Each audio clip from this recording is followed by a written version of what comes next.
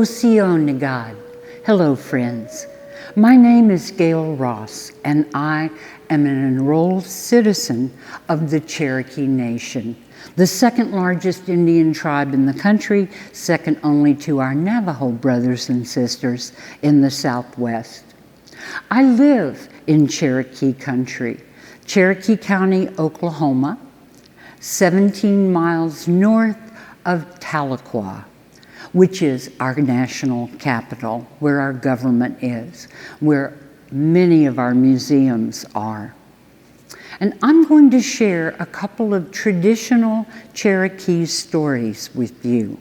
In the very beginning days of the world, when the land was new and all creatures came down from the world above to make a home on this land, the sun, our grandmother's sun, she lived beyond the sky vault, this polished blue stone that stretches from horizon to horizon.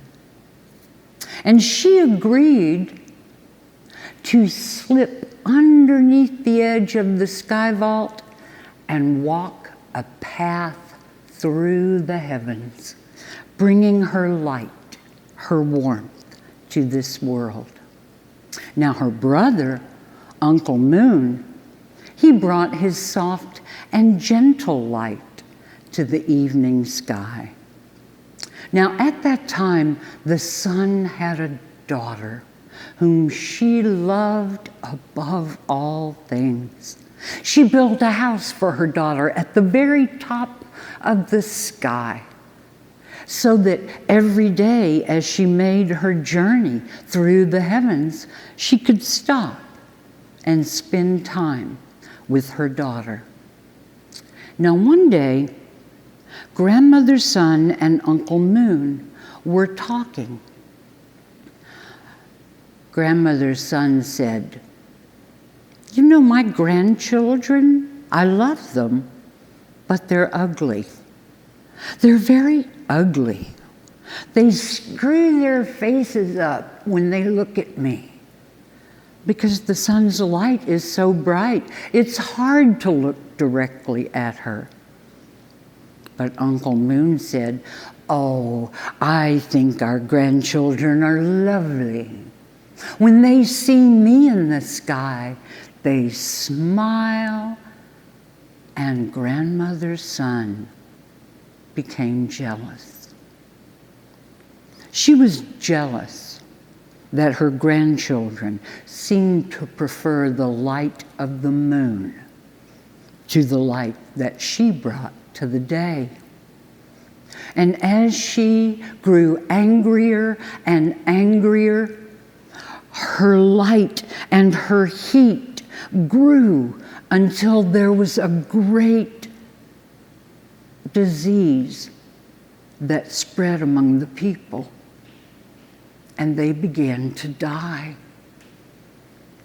And the Adawahi, the wise men, they went to pray and ask of the little men, the little ones, what they should do. And the little men said, "Well, it's Grandmother's Sun who's killing you. You'll have to kill her. Change some of your men into snakes.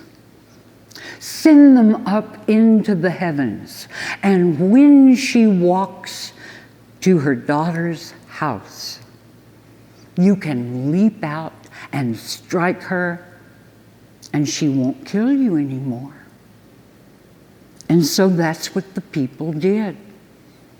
Using the medicine of the little men, they changed 2 men into snakes.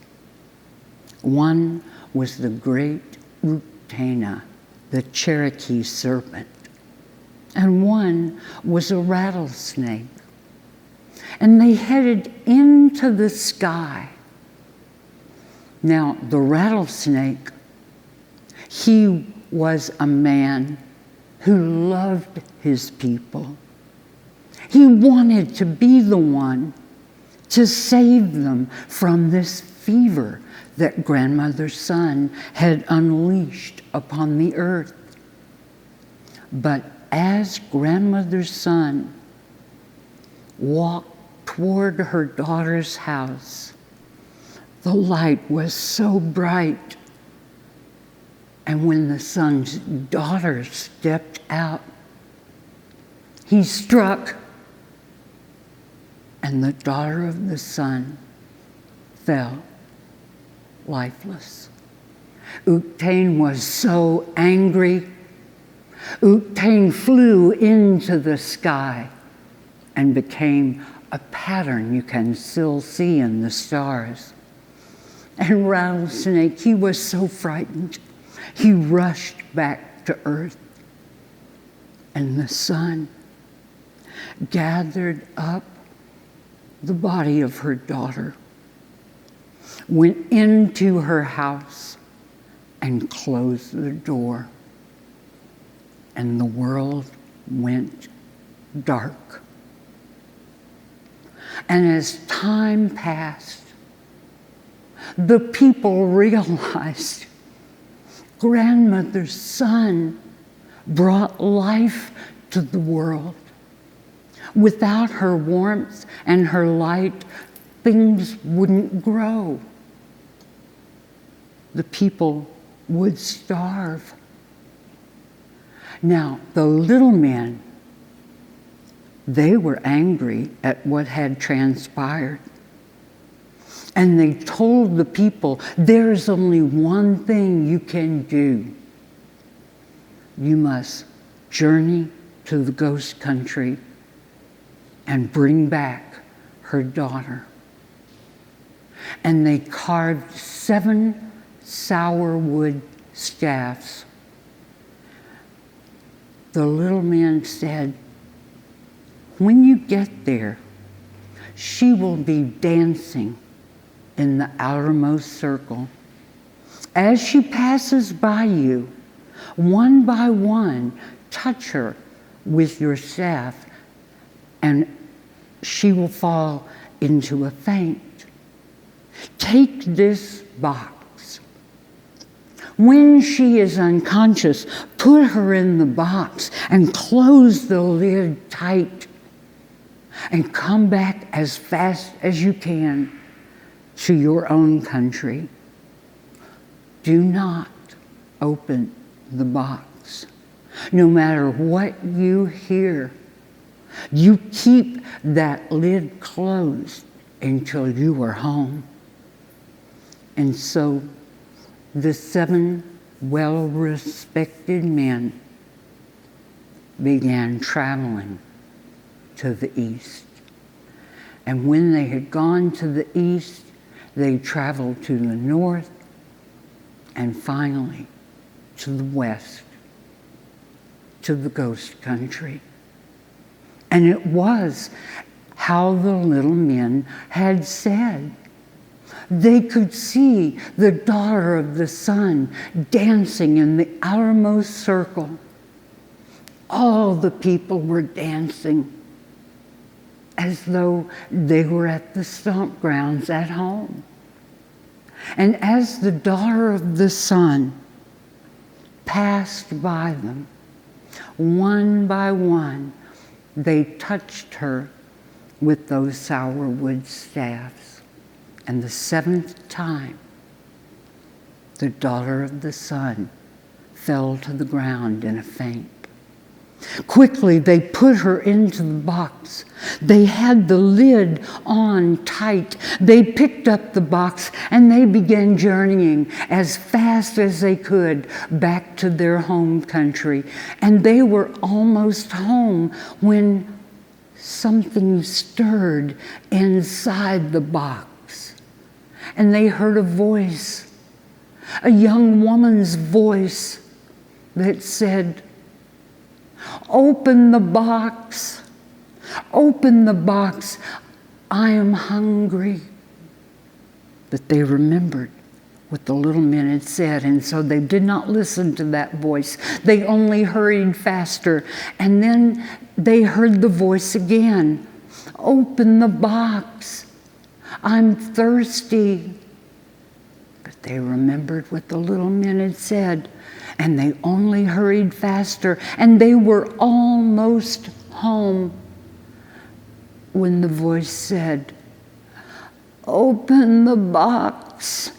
I can't breathe. I'm dying." And the men were so frightened that the daughter of the sun would die again and return to the ghost country. They opened the box just a little bit so that she could have some air, and something red flashed in front of their eyes and flew up and landed in a tree. It was a bright red bird like they had never seen before. The deep, shining red, the very first red as grandmother's sun raises her head at the horizon. The men were frightened. They closed the box again. They went on to their own country, but when they opened the box, of course, it was empty. And the men knew that now the daughter of the sun lived in a bright red bird. But when the sun heard that the men had not been able to bring her daughter home from the land of the dead, her heart broke all over again. And she began to weep and weep until her tears made a great flood on the earth. And then the people, they sent their finest singers. They sent their finest dancers. And they danced and they sang at the house of the daughter of the sun, until the sun opened the door and looked out. And there were her grandchildren singing for her, dancing for her, smiling at her. And she forgave the people. And once again, the sun and her grandchildren lived together in peace and in harmony. But even today, as the sun crosses the horizon, when she comes to the very top of the sky, she stops just for a moment, as though she's remembering the days when she could stop and visit with her daughter. I hope you've enjoyed the stories you've heard today from the Cherokee people. I want to thank the Museum of Native American History for making this storytelling series possible. Again, my name is Gayle Ross, and I want to say, Wado. Thank you.